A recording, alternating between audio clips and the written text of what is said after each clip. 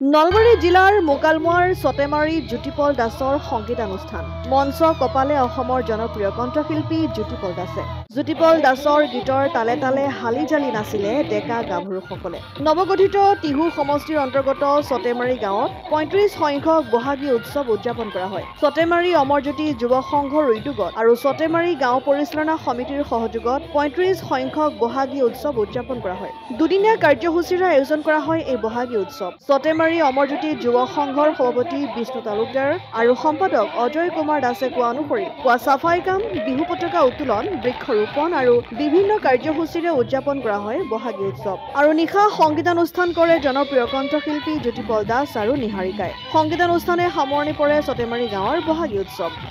মোকালমোৱাৰ পৰা শংকৰ দাসৰ ৰিপৰ্ট, অসম আদিত্য।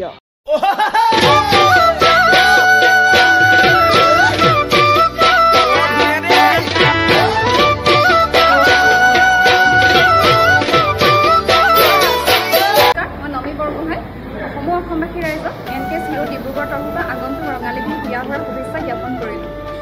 ঘৰলৈ আপোনালোকে কিবা নতুন বস্তু অনাৰ কথা ভাবিছে নেকি? তেতিয়াহ'লে আপোনালোকে আহক NKS হিৰো ডিব্ৰুগড়লৈ আৰু আপোনালোকৰ মনপচন্দৰ দুচকীয়া বাহনখন ইয়াৰ পৰা লৈ যাওক। আমাৰ গ্লেমাৰ চিৰিজত 2500 টকা কেছ ডিছকাউণ্ট আৰু লগতে বেষ্ট এক্সচেঞ্জ ৰেটবোৰ দি থকা হৈছে।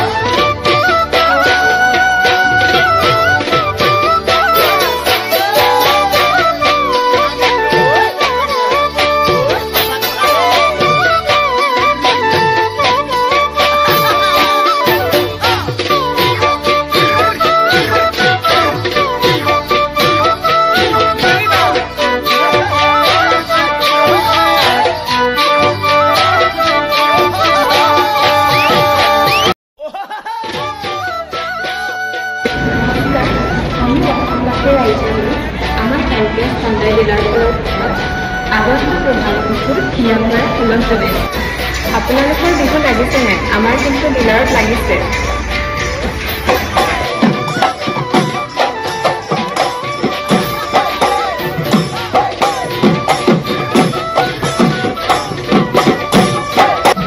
আৰু ডিছকাউণ্টসমূহ মই কৈ আছোঁ, ভেনু 70,000 ডিছকাউণ্ট চলি আছে আৰু I-20 65,000 ডিছকাউণ্ট চলি আছে আৰু I-10 হাইয়েষ্ট ডিছকাউণ্ট চলি আছে।